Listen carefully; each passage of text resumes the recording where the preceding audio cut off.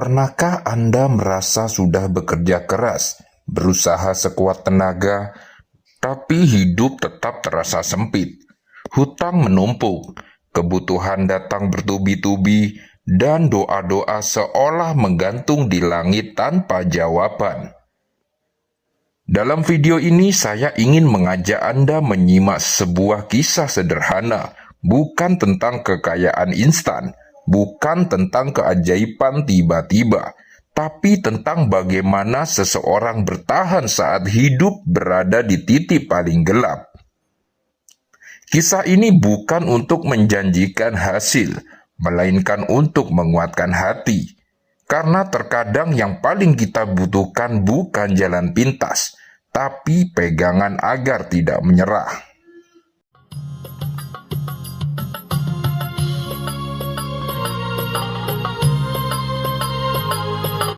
Mak Tuminah, seorang nenek berusia 67 tahun, hidup seorang diri di rumah kecil berdinding papan. Suaminya telah lama meninggal, anaknya pergi merantau dan tak pernah kembali. Setiap hari ia bekerja serabutan, mencuci piring, membantu hajatan, atau sekedar berharap ada sisa sayur di pasar. Namun yang paling berat bukan lapar, melainkan hutang ratusan juta rupiah yang terus menghantuinya. Suatu pagi penagih datang dan berkata dengan dingin, "Jika hari ini tidak ada pembayaran, rumah ini akan disita." Rumah itu kecil, sederhana, tapi itulah satu-satunya tempat Mak Tuminah bertahan hidup. Pagi itu Mak Tuminah duduk di dapurnya menatap panci nasi yang baru matang. Uapnya mengepul, tapi dadanya terasa sesak. Ia lapar, tapi tangannya gemetar untuk mengambil nasi. Ada ketakutan yang sulit dijelaskan. Takut hari esok, takut kehilangan segalanya. Ia bangkit, mengambil wudhu, lalu sholat dengan air mata yang jatuh satu persatu. Bukan doa panjang, hanya kalimat sederhana. "Ya Allah, aku sudah lelah. Aku tidak tahu harus bagaimana lagi." Di dapur itu ia teringat pesan lama almarhum suaminya. Saat hidup sempit, dekati Allah lewat hal paling sederhana. Mak Tuminah membuka Al-Quran kecil yang sudah lusuh. Ia membaca surah Al-Kautsar, surah pendek yang sudah ia hafal sejak kecil. Tidak ada harapan keajaiban, tidak ada keyakinan bahwa masalah akan langsung selesai. Ia hanya membaca, lalu makan nasinya perlahan. Hari itu tidak berubah drastis. Rumah tidak langsung aman, hutang belum hilang.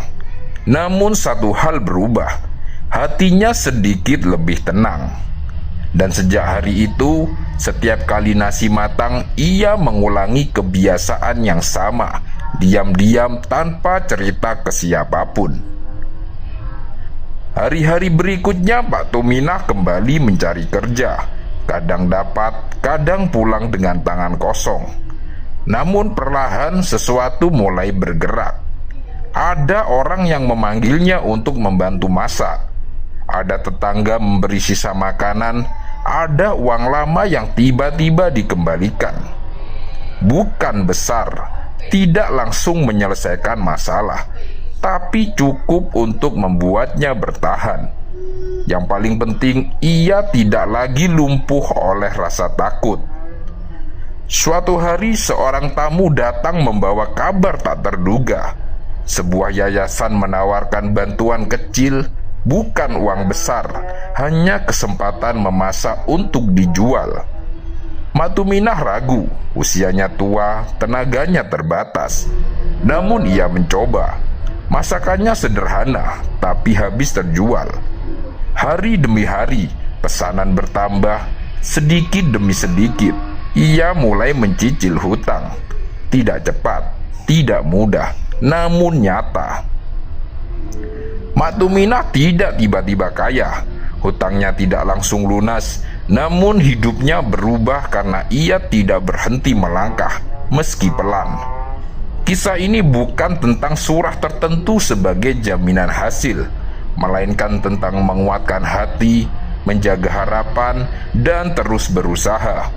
Karena terkadang saat hidup berada di ujung, yang kita perlukan hanyalah hati yang tidak menyerah, doa yang tulus, dan langkah kecil yang terus dijaga.